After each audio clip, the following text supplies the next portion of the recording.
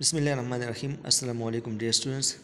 Islamic banking کا جو پہلا اسائنمنٹ ہے، اور یہ اسائنمنٹ اصل میں objectives of the Islamic economic system کے حوالے سے ہے، اور اس میں یہ کہا گیا ہے کہ اسلام جو ہے نا، اسلامی تعلیمات وہ رہبانیت، مناسٹسزم اور میٹیریلزم دونوں کے خلاف ہے۔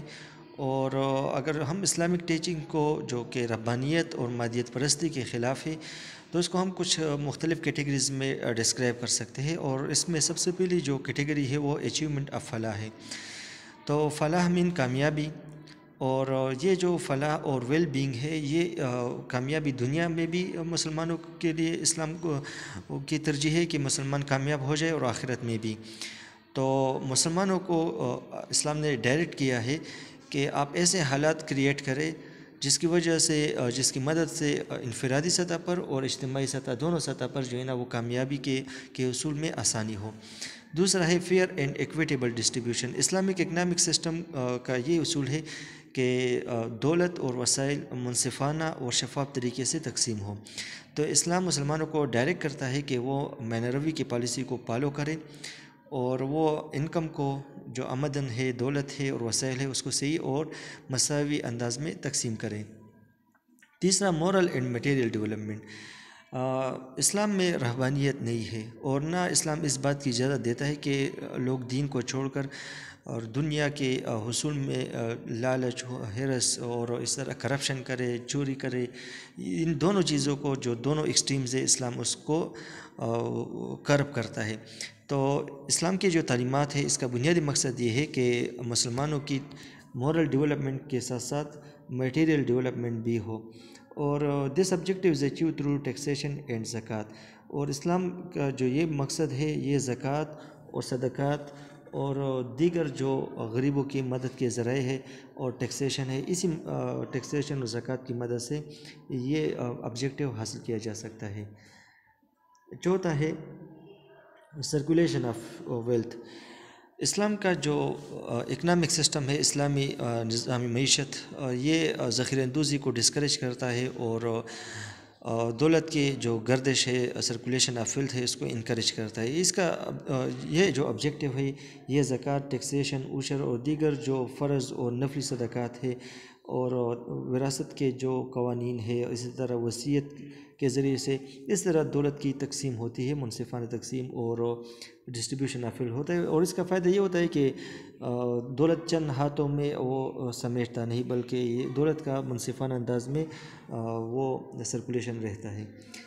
پانچواں ہے ایلیمینیشن آف ایکسپلائٹیشن۔ اسلامک جو اکنامک سسٹم ہے، اس کا بنیادی مقصد یہ ہے کہ ایک انسان دوسرے انسان کا استحصال نہ کرے۔ تو اس مقصد کے حصول کے لیے اسلام نے کئی اقدامات لیے ہیں، اور اس میں جو سب سے بڑا اقدام ہے وہ سود کا خاتمہ ہے۔ چھٹا ہے اسٹیبلشمنٹ آف سوشل جسٹس۔ تو اسلامک اکنامک سسٹم کا بنیادی مقصد یہ ہے کہ اسلام کے پیروکاروں کے درمیان جو ہے نا سماجی اور معاشی انصاف قائم ہو۔ تو اس مقصد کے حصول کے لیے اسلام نے ایک زکوٰۃ اور صدقات کا ایک منظم نظام جو ہے نا، ایک جو ایلیبوریٹ سسٹم ہے، اس کو قائم کیا ہے۔ ساتواں بردرہڈ اینڈ یونٹی، بھائی چارہ اور اتحاد و اتفاق۔ تو اسلام ٹیکسیشن، زکوٰۃ، صدقات اور دیگر جو ذرائع ہے جس کی مدد سے غریبوں کی مدد کی جاتی ہے، تو ان تمام کا ایک ہی مقصد ہے کہ مسلمانوں کے درمیان وہ بھائی چارہ، اس کو فروغ حاصل ہو، اور سماجی ہم آہنگی ہو، اور مسلمان امن کے ساتھ رہے، اور مختلف سیکشن آف سوسائٹی ایک دوسرے کے ساتھ ہم آہنگی کے ساتھ اور بھائی چارے کے ساتھ وہ رہ سکیں۔ Provision of basic human need. اسلام کا جو اکنامک سسٹم ہے، یہ یقینی بناتا ہے کہ جو بنیادی ضروریات ہیں زندگی کے، وہ ہر آدمی کو، ہر انسان کو مل سکے، جیسا کہ خوراک ہے اور کپڑا ہے اور شیلٹر ہے۔ تو اس کا پورا ایک سوشل سیکیورٹی سسٹم ہے۔ تو اس کے جو comprehensive system of social security ہے، اسی کے ذریعے سے اسلام جو ہے نا ہر فرد کو کھانا اور لباس، اور اسی تک جو اس کا نعرہ تھا بھٹو کا کہ کپڑا اور خوراک، کپڑا اور لباس، یہ ہر بندے کو مل سکے۔ Elimination of corruption. اسلام کا جو مین آبجیکٹو یہ ہے کہ سوسائٹی سے کرپٹ پریکٹسز کا خاتمہ ہو، کوئی کرپشن نہ کرے، کرپشن یہ ہے کہ کسی دوسرے بندے کا مال آپ ناحق طریقے سے نہ کھائے۔